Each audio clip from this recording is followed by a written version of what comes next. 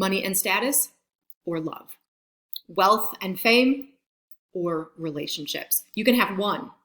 Which would you take? The next play that we're going to be reading is titled Death of a Salesman, written by Arthur Miller. Arthur Miller, our author, said, "The two greatest plays ever written were Hamlet and Oedipus Rex, and they're both about fate and relationships, you know? So this goes way back. It's absolutely nothing new. It's an old story. I didn't invent it, and I am sure it will happen again and again." This play, Death of a Salesman, it is a tragedy. We know that tragedies emphasize an aspect of the human condition, usually a flaw of our condition that leads to our downfall, whether it's greed and ambition and temptation, like we saw in Macbeth, or it might be jealousy or an inability to understand our own fate, like we saw in Oedipus Rex. As a tragedy, Miller enables his audience to have a more emotional connection with the theme of the play, and also causes us, especially in this modern tragedy, to question whether it's oppressive institutions and ways of life that characterize the society in which we live, and whether these institutions and ways of life lead us to our downfall.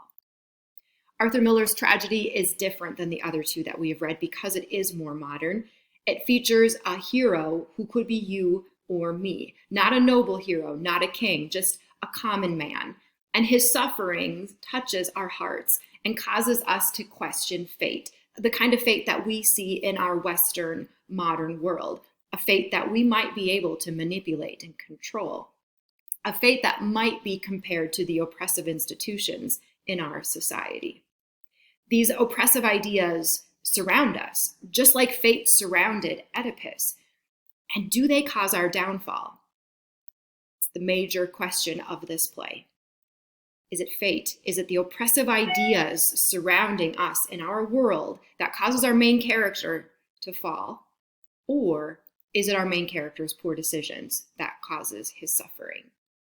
And are we readers susceptible to the same tragic, terrifying downfall? Can we feel fearful that we ourselves will make similar mistakes and suffer a downfall as well?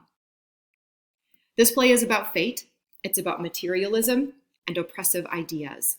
It is a tragedy, but like I said, it's different than Oedipus because it's more modern, because our author, Arthur Miller, shows us a common man as the protagonist, and his name is Willy Loman.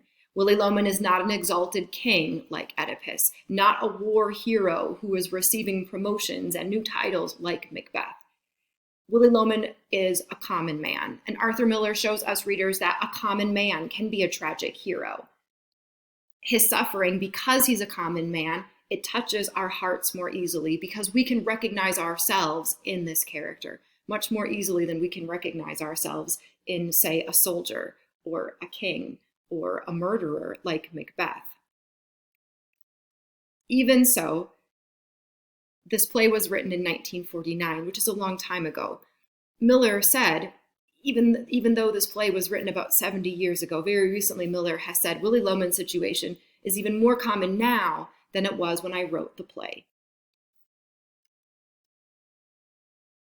Let's define the kind of society that Willy Loman is writing about. What is the modern oppressive institutions that might lead to our main character's downfall? In this case, it's not racism, although that is a modern oppressive institution. It's not racism. We'll be dealing with that idea in the next play that we read, titled Fences. This play, though, focuses on ideas like popularity, wealth, materialism, something that transcends all races and all genders, something that touches all of us, wealth, materialism. Let's get our heads into this question here.